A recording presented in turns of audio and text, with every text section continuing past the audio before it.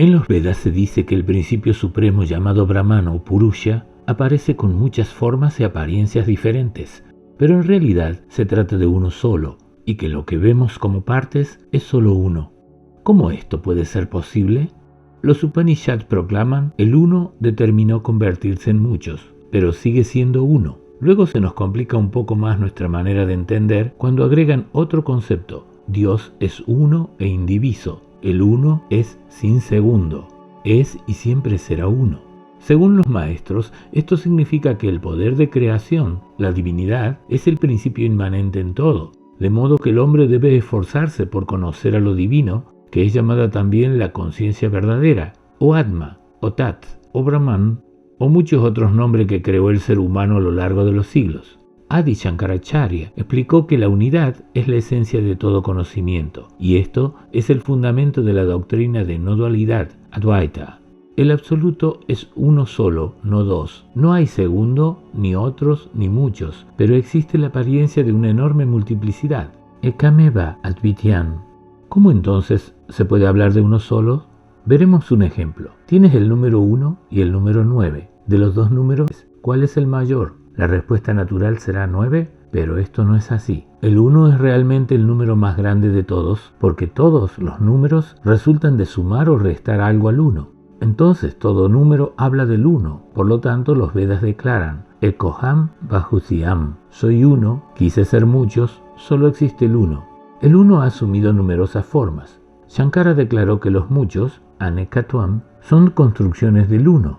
Esta es la unidad en la diversidad. Puede haber frutas diferentes, pero el jugo tiene la misma dulzura. El azúcar es una, las frutas son muchas, pero en todas la dulzura es una. Los seres son muchos, pero la respiración es una. Las naciones son muchas, pero el planeta es uno. Pero lo primero que nos preguntamos es, si hay algunas frutas más dulces que otras, ¿será también que puede haber más o menos divinidad en algunas personas? La respuesta de los sabios es no, pero veamos cómo es esto explicado.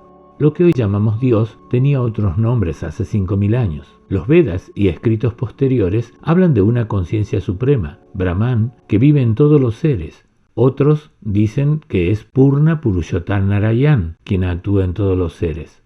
Purusha se usa en el Rig Veda para significar la persona cósmica primordial a partir de la cual se crea el universo. Y en el Rig Veda dice, 2 pájaros, compañeros inseparables, han encontrado refugio en el mismo árbol protector. Uno come incesantemente del árbol, el otro, sin comer, solo mira. Esta imagen de un dúo inseparable, una parte activa en apetitos y la otra pasivamente observando la actividad del primer pájaro, adelanta el concepto Purusha y Prakriti que veremos hoy. En el discurso sobre la dulzura suprema, Swaminarayan ha explicado la jerarquía del Ser Supremo en la naturaleza de los seres vivos, comenzando desde el nivel más bajo. Es la divinidad quien anima la materia y le otorga vida, como vemos en la hierba verde. Él es el conocimiento y el sentido del tacto en las plantas. Él es el sentido del gusto en los peces. Es el olfato en las abejas. Él es quien pone el poder de escuchar el sonido en la serpiente. Él es el poder de ver en las aves. Él es también el que provee a los seres de muchas patas. Él es el que tiene 4 patas y el que tiene 2 piernas. Él es el poder de aprender los Vedas. Él habla de los que remueven las dudas y promueven la fe. Él es la acción de los que siguen el Dharma, los que hacen lo correcto. Él es la renuncia en aquellos que abandonan los deseos mundanos. Él es la concentración en los que enfocan su mente en lo divino. Es la devoción que hace que se pongan al servicio de lo divino. Él es el ojo en aquellos que ven a Dios en todo, en todas las formas de la naturaleza, y así meditan y reconocen lo divino. Él no reside en los animales y las aves del mismo modo en que residen los seres humanos. Él no reside en los seres humanos en igual medida que reside en Indra y otros seres protectores. Y luego nombra a algunos sabios de los primeros tiempos del mundo, incluso a Brahma, el señor de la creación. Y aquí comienza a hablar del mundo que queremos conocer. Él reside de una manera diferente en Brahma, el creador de la Trinidad, que en Virat Purusha. Virat es también Brahman, y Virat es el nombre que se usa en los Puranas. En Advaita Vedanta se utiliza Brahman. Esta entidad suprema, Brahman, es el principio dentro de lo existente, pero aquí se explican estas diferencias de las que hablaba recién. El símbolo debe ser visto como Brahman y no a la inversa debido a su diferente jerarquía. Virat debe ser visto como Brahman, pero Brahman no debe ser concebido como Virat. Estos son solo medios para que comprendamos a Brahman. Por eso dice, él no reside en Virat Purusha en la misma medida en que reside en las realidades aparentes de la naturaleza, las 24 partes que componen el ser humano, tattvas. Aquí está hablando de nosotros y de la naturaleza, pero esto lo veremos detalladamente en otro video. Hasta aquí, Swami Narayan explica la existencia del Ser Supremo en los seres vivos, pero también habla de Indra, dioses y conocimiento donde también parece que el Supremo reside. No es posible para el hombre común captar el infinito. Por lo tanto, las escrituras presentan varios símbolos de la totalidad con otros nombres sin forma como prana, akasha y la mente, nombres para que el principiante medite. Por ahora guardemos esta imagen de que somos un conjunto de nombres y que debido a nuestra parte material somos empujados hacia abajo y debido a nuestra conciencia interior nos acercamos hacia lo superior en este gráfico. Debido a que estos símbolos no eran fáciles de entender, vamos a necesitar un ejemplo de nuestro tiempo. Antes de 1927, la única forma de producir luz era utilizando calor. Alguien pensó que tal vez existía otra manera, ya que los electrones producen luz y son la luz. Pero nadie lograba darle forma práctica a este conocimiento de hacer luz moviendo los electrones, y pudo hacerse realidad 35 años más tarde. Así que podemos decir que esta lámpara es el resultado de un conocimiento práctico. Sin embargo, este producto nunca hubiera sido posible sin el conocimiento teórico anterior, y cada vez que funciona, lleva dentro a estos pensadores que mediante ideas abstractas explicaron el interior de algunas leyes de este mundo. Ahora podemos entender cómo las escrituras refieren a que no solamente somos el resultado de la materia y el impulso de vida, sino que también somos el fruto del conocimiento anterior que también actúa en nosotros en forma de ética o dharma. Él no reside en esta conciencia individual y el resto de las 24 principios en la misma manera que reside en Pradhana Purusha. Pradhana Purusha es el estado mitad naturaleza y mitad conciencia realizada. Pradhana es Prakriti, Maya, naturaleza, ilusión. Prakriti es lo que produce formas y se llama Prakriti también a las formas como a la energía que las produce, física y química. Es también la causa material de la creación. La otra mitad de Pradhana Purusha es la mitad Purusha, o conciencia liberada. Y ahora se pone más interesante, porque vamos a entender por qué los Vedas hacen tanta referencia al conocimiento heredado. Este es el estado mitad maya, mitad conciencia, que solamente logramos percibir cuando las tendencias gunas están en equilibrio. Este estado podemos entenderlo como la unión de una herencia materna, la materia, la naturaleza, y una herencia paterna, la conciencia realizada de los mukta, quienes residen en un lugar llamado akshara. Un mukta es un mukta con o sin cuerpo. Se puede decir que un conocedor del ser con un cuerpo es un Jivan Mukta, y cuando esa persona arroja el cuerpo, alcanza Videha Mukti, pero esta diferencia existe solo para el espectador, no para el Mukta. De este lugar, Pradhana Purusha, mitad materia y energía de la materia, y mitad conocimiento heredado, de allí hemos salido y allí también nos reabsorbemos al morir. Él no reside en Prakriti Purusha del mismo modo en que reside en lo eterno o imperecedero. Akshara es una forma imaginada de la conciencia divina que ocupa los cuerpos y es donde reside el conocimiento supremo.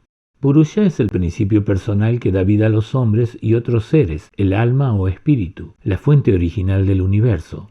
Se dice que los Purushas son de dos clases, los perecederos y los imperecederos. El cuerpo es el Purusha perecedero, es la parte hecha nada más que de Prakriti, de materia, mientras que el alma es el Purusha imperecedero, inmortal. Sin embargo, el supremo Purusha no es ninguno de estos.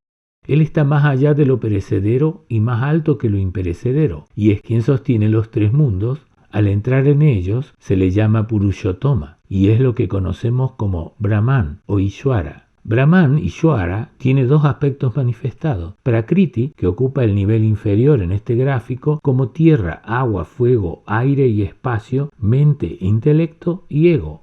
Y Prakriti aparece también en un nivel superior como la fuerza vital en forma de conciencia.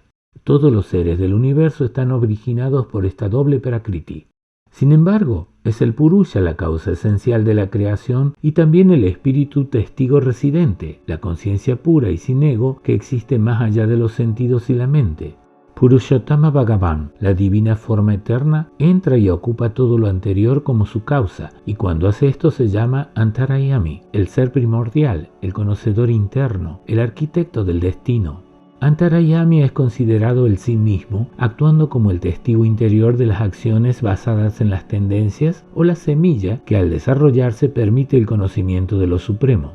Antarayama puede ser percibido mediante la meditación profunda, la respiración pranayama o la repetición consciente de mantras. Pero surge la pregunta, ¿por qué hay tantos nombres para explicar el uno? En el Vedanta, la filosofía Advaita se basa en esta premisa de que solo existe el absoluto. La naturaleza, las almas y la divinidad están todos fusionados en el absoluto.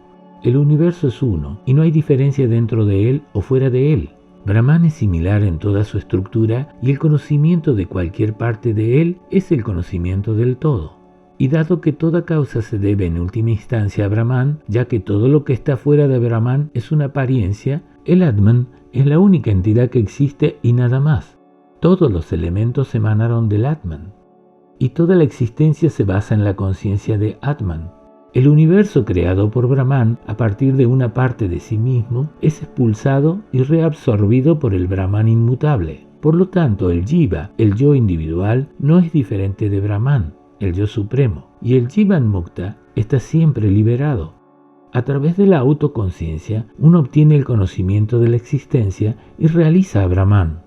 Así podemos darnos cuenta que el rompecabezas de diferentes piezas que llamamos realidad tiene como soporte aquello que está debajo, que la sostiene, y que sin la existencia de una mesa, ninguna realidad se sostiene ante nuestros ojos.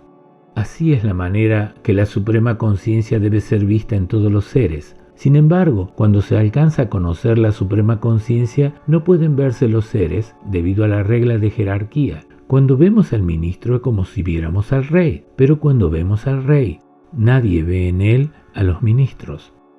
Del mismo modo en que se encuentra el azúcar en la melaza o la dulzura en el azúcar, el Paramatma siempre es inmanente en la creación. Es el núcleo de todos los seres. Está en todas partes y en todo siempre. No tiene forma. El Atma es Atanu, sin cuerpo. Es el morador interno, el Purusha. Solamente desechando el apego por el cuerpo y purificando la mente y el intelecto pueden fusionarse con su verdad y lograr la bienaventuranza eterna, la más alta paz, la más pura sabiduría. Solo así puede el hombre liberarse de las ataduras del nacer y el morir.